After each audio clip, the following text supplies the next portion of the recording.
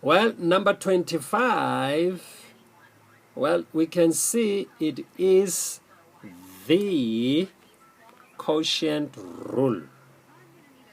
So dy all over dx. Derive the top first. All right, so when I derive an angle, it's 1, and then I change it to cos. So the top just becomes cos of x. But I must times it with the bottom. So it will be x there. Minus the derivative of the bottom is just 1 times the top key sign, x. So what I wrote there, that is the top. I'm putting in bracket. Then I can just put slash division or just normal division. And I say the bottom must be squared, x squared, like that. Can you see? I'm done, right? All right. Good. Now we want to shift into the next one. We're going to cos. It's exactly the same, but this guy has a minus. So we just say dy all over dx. I quickly slot in a minus, and I say derive the angle. Said I would, with the cos, I quickly slot in as a negative sign. Then I derive the angle, which is, the 5x. When I derive it, it's 5. Then I must just change that to sine of the very same angle, which is 5x. That is the derivative of that. I am done with that one. We good, right? All right, so now let's move to the other one. Number 27. All right, put an emphasis of a dot to help my mind to remember. That's product.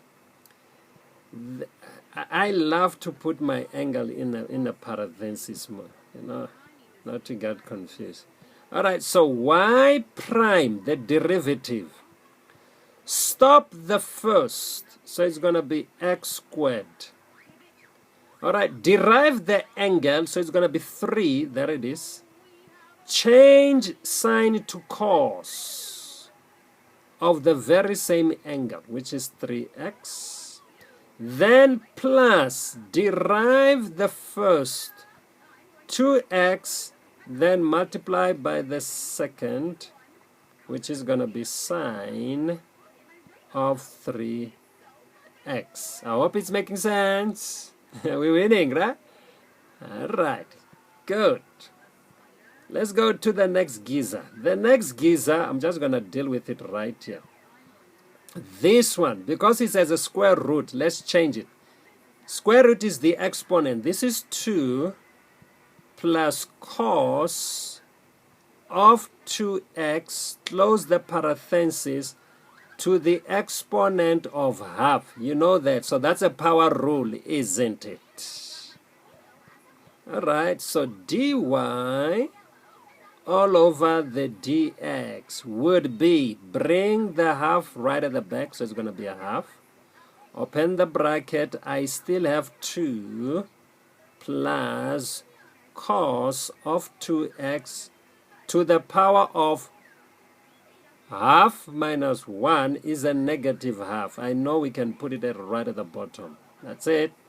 Then we need to multiply that by the derivative of what's within the base, within the parenthesis. Well, the 2 is 0, so I'm just doing the derivative of cos 2x. The first thing in my mind, I say, put a negative sign. Derive the angle is 2.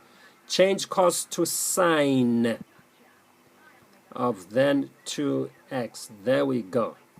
So if we want to be like nicer, this stuff that I'm going to put in the blue box, because normally when you had it initially with radicals, square roots and so forth, You must keep it with radicals. If you had positive exponents, like particularly, leave it with positive exponents. All right, I just want to do that myself.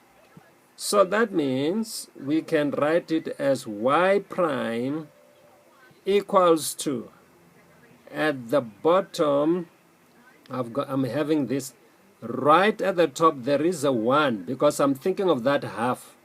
That half, the 1 is at the top, 2 is at the bottom. Then that stuff is going to have the power of half. Half is a square root. So I'm going to write that as the square root of, underneath it will be 2 plus cos of 2x. Now, actually, the yellow, it's now here at the top, it's numerator, because I'm multiplying it by 1. No need to put the 1. I can just put it as negative 2 sine of 2x. They're exactly the same. So that will be the thing, but can you see that the 2 and the 2 will cancel? Yeah, and that gives us our final